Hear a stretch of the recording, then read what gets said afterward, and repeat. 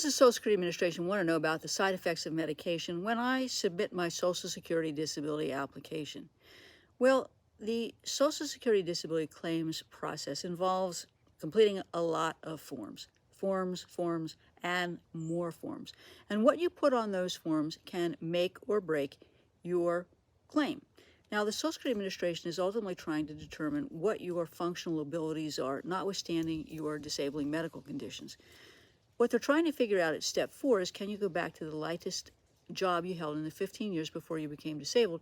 And at step 5, they're trying to figure out whether or not there's other work in the mythical, hypothetical, not real world national economy that you could do in view of your age, education, skills, and whatever your functional capacities might be.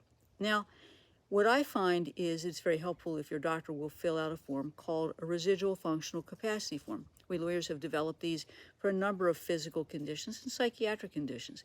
They help quantify your functional abilities. And one of the important things on a residual functional capacity form, or even in your medical records, is the issue of side effects of medication. Medication obviously is designed to help you with your symptoms, but sometimes those side effects can be just as disabling, if not more, than the symptoms of the medical problems that you have. The Social Security Administration wants to know what medication you're taking, and they want to understand what side effects you have. Now, this is important because if you tell the Social Security Administration that you have side effects of medication, but there's nothing in your medical records about those side effects, the Social Security Administration or even an administrative law judge is going to say, well, we don't believe you, even if those side effects are recognized by the manufacturer's information as being known side effects of the particular medication. For example, gabapentin can make you sleepy. What we need to see in your medical records is that you've taken the medication, you've gone to your physician and said, look, I've got these side effects. Can we try something else? And then the Social Security Administration or the judge is going to see that you tried something else and what your response to that was. And then again and again and again. And it might be that you are medication intolerant, or that there are certain classes of medication that cause side effects. It might be that your doctor runs out of options.